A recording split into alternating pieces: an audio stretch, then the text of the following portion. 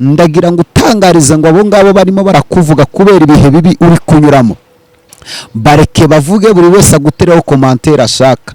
Hari igitondo Imana izagukura muri ibyo bihuri kunyuramo, Imana ikongera ikabakoresha bakajya kuvuguruza ibyo bavuze, kuko nibo bazi karitsiye bagiye bagukatakatanamo bakuvuga. Reka buri muntu wese agufateho ijambo, ni igihe kireka kuvuge. Wowe uri mu bibazo iturize, ukuvuga kuvuge, ugusebya gusebye. Ntabwo iminsi yose ihora ari samude, ntabwo iminsi yose ihora ari ibirori. Hari umunsi Imana izasenya agatsiko k'abanzi bawe, hari umunsi Imana itazemerera ukuvuga gukomeza guhora kuvuga.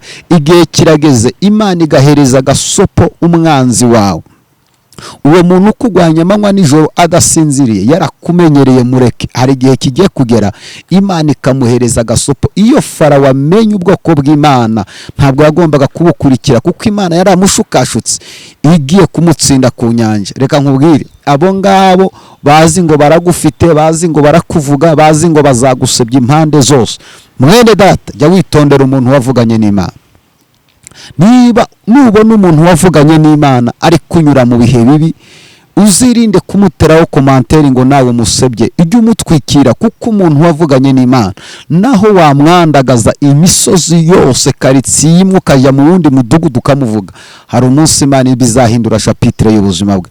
Ndagira nkubwire ngo ikonekitinge n'umuntu wavuganye n'Imana. Ijambo Imana yavuganye n'umuntu, uko byagenda uko ariko kose Imana ibizarisohoza. Naho yanyura mu mubabaro, naho yakwicwa n'inzara, umuntu wavuganye n'Imana wamunyuraho yikoreye umufuka w'amakara, ejo mu gitondo ukamusanga mu iduka. Umuntu wavuganye n'Imana wamunyuraho agenda n'amaguru, mu gitondo akaba atwaye vewiti. Umuntu wavuganye n'Imana wavuga ngo yabaye ingumba ntabyara, nyuma y'igihe gito ugasanga akikiye abana n'impanga. Umuntu wavuganye n'Imana wabona bamusohora mu nzu mu bukode, nyuma y'igihe gito Imana ikamutuza muri etage. Nubona umuntu wavuganye n'Imana ari kunyura mu bihe bibi, ari kunyura mu buzima bushaririye, ukagira icyo umurusha, jya umufasha, kuko hari umunsi Imana ibizakanda kuri buto, Imana ikamwibuka ugatungurwa. Mwene data, reka nkubwire, impamvu uri kunyura muri uwo mubabaro, impamvu uri kunyura muri ubwo buzima, impamvu wadepoje bikanga, impamvu watinze kubona ibyangombwa, impamvu ingwara ihora kuri wowe, nuko uzaba umuntu udasanzwe. Igihe cyose Imana izakugira umuntu w'ikirangirire, umuntu udasanzwe, isi ikakumenya, ikunyuza ahantu habi hashaririye, abantu bose bakagukuraho amaso, bakagukuraho amaboko, bakavuga ngo ntabwo ibyo bihe uzabisohokamo. Ariko reka nkubwire, hari igihe Imana ibizakanda kuri buto ugasohoka muri ibyo bihe. Muri uwo mubabaro ufite, reka nkubwire ngo nta joro ridaca, Imana izagutabara. Uko byagenda uko ariko kose Imana izagusetsa. Muri ako gahinda ufite, muri iyo ngwara, Imana izakugirira neza. Ni wowe mvugana nawe. Reka nkubwire, babarira buri muntu wese ukuvuga. Hari umuntu ukuvuga akagusebya akaguharabika, ukagira ngo afite masters yo kubara inkuru yo kugaharabika. Umuntu akaguteranya n'abantu, ari abantu bafite impano n'umuhamagaro wo gusebya abandi no guteranya abandi. Umuntu akaguteranya n'inshuti yawe, umuntu akaguteranya ku muntu ari ugufitiye umumaro. Ariko reka mbwire wowe witerera mu bintu utazi, ugateranya umuntu wavuzweho n'Imana ukamufatiranya n'ibihe bibi, Imana izakumwaza gukora isoni ku karubanda. Mwene data, shika mukomere niba waravuganye n'Imana. Ibyo bihuri kunyuramo ntibigutera ubwoba. Inyuma y'umubabaro hari umunezero, inyuma y'ubushomeri hari akazi. Ikintu cyose kigira positif muri ako gahinda, muri uwo mubabaro, muri iyo ngwara. Hari umuntu ntangaza umuroza agahaguruka akakurogana n'abana bawe ngo bapfe, ukagira ngo bazamara imyaka ibihumbi. Umuntu akakuvuga, reka nkubwire, nta nkuri mari wowe unkurikiranye turimo turarebana, akankubwira ijambo rikomeye. Nta kintu na kimwe uzakora ngo unezeze abantu bose. Wowe songa mbere tu, komeza intego yawe ufite, komeza icyo Imana yakuvuzeho, komeza intego zawe n'inzozi zawe. Nta kintu na kimwe uzakora ngo unezeze abantu, ariko nunezeze Imana, ibintu byose zabisobanura.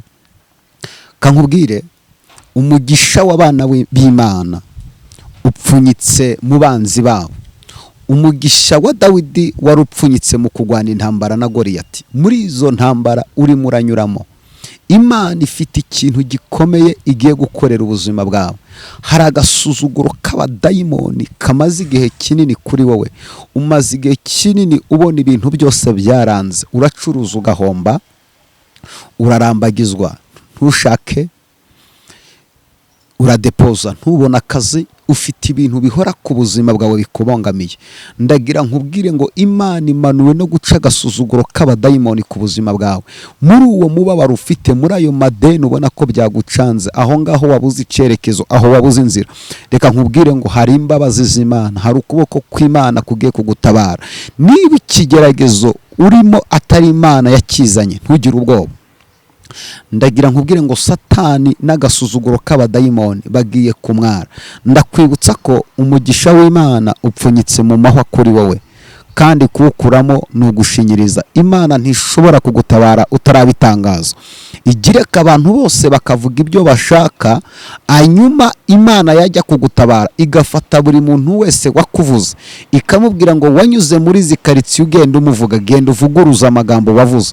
Wowe ufite ikigeragezo cy'amagambo, wowe ufite ikigeragezo cy'abantu bari kuvuga isi yose ukabona bakwanitse, wihangayika, nta nkuru imara iminsi. Bazakuvuga icyumweru kimwe bizarangira, haduke n'undi bamuvuge.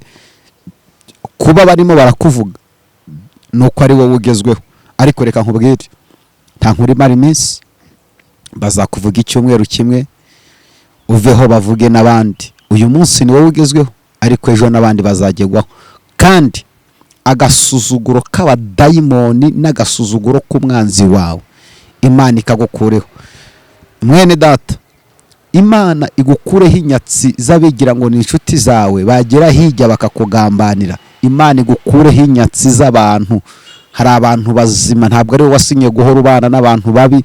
Hari abantu bagukenera kubera ko bafite icyo bashaka kugukoresha mu nyungu zabo. Abo bantu Imana ibagukureho. Hari abantu bazima, hari abantu bagomba kuguha agaciro.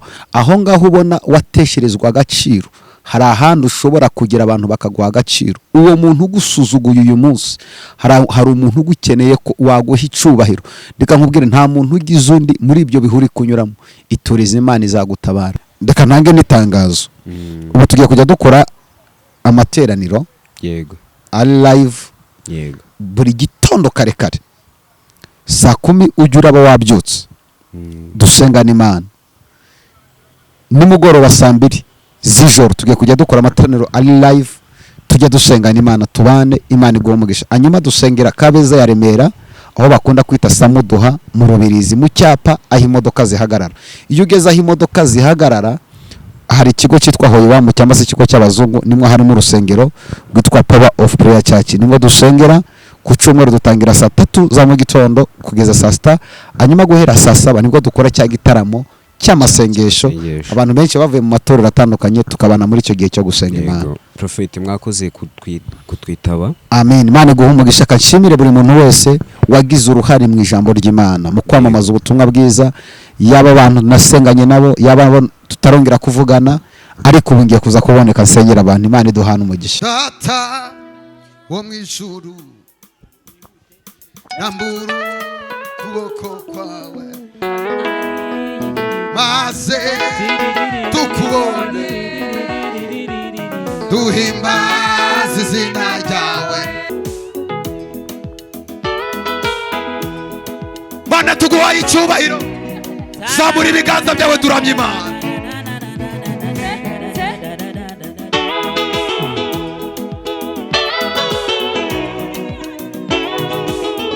Oria baria faria baria kariadra. Hosi anoti anosi le magadia anosi adraria maria fas. Hashia adopia karia masia adra. Zamuri bigan.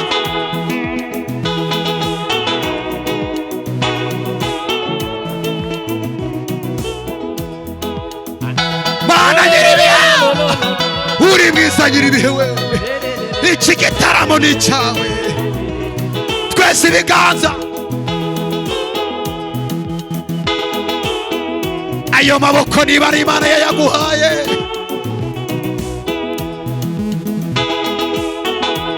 Yego. Mana nyiribihe, akiri igitaramo cyawe, tuguhaye icyubahiro. Rambura amaboko yawe. Iyo imirimo Imana yakoze uyiramburira amaboko. Iyakurinze kwiseta, iyakurinze kuba imfubyi, ikakurinda kuba umupfakazi, ikakurinda guseba. Ramburira Imana amaboko. Niyo yabikoze iyo Mana, amaboko yacazamu. Yego.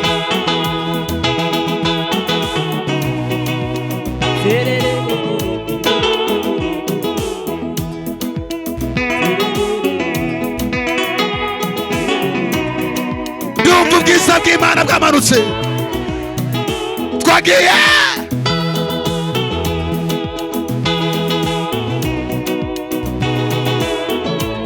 Twamanutse.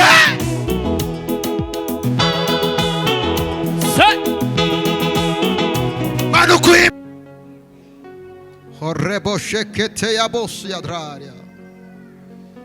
Vugana n'umutima wawe ibyaha bigutandukanya n'Imana. Vugana n'umutima wawe icyaha kigutandukanyije n'Imana muri uyu mugoroba. Ubuzima ubayemo bwose ukeneye Imana.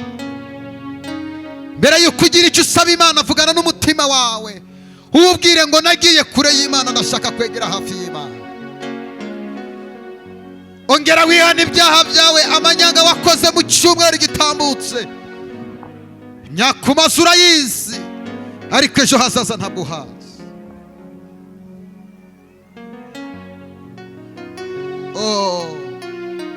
Bwira Imana ibyaha byawe. Fata uyu mwanya wihane, fata uyu mwanya usabane n'Imana. Aho ngaho uri, bwira Imana intege nkeya wagize. Warasengaguragwa, warabyukaga saa 9 ugasenga umuntu ugisenga. Wagiranaga ubusabane n'Imana, uyu munsi bwaragiye. Hana ibyaha byawe kugira ngo Imana igutabare. Horebo shekete ya bosi yabaye.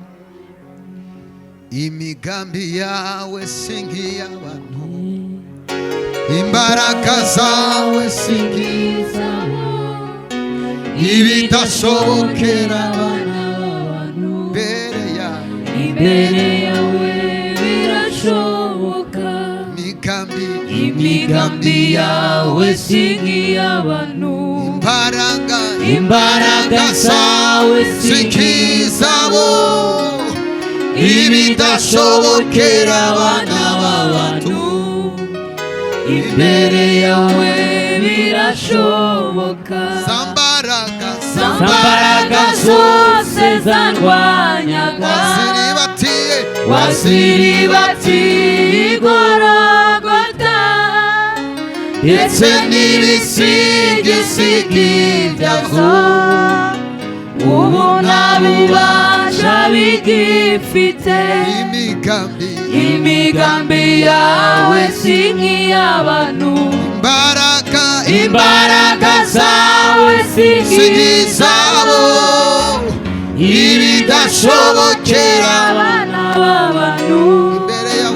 Imbere yawe birashoboka. Zamura ibiganza byawe. Haleluya Yesu Kristo. Subiramo aya magambo avuga ngo Mwami Yesu, Mwami Yesu, babarira gukiranirwa kwanjye uyu munsi. Ndashaka gukizwa, ndashaka kongera kugukorera. Narigwaniriye, ndagutakaza, ariko uyu munsi Mwami Yesu mbabarira. Aho ngaho wicaye vugana n'umutima wawe. Zamura isengesho ryawe uvugane n'Imana. Icyaha wakoze urakizi, icyaha nakoze ndakizi. Dusaba Imana imbabazi. Ijuru ntabwo rizajya mu munyabyaha.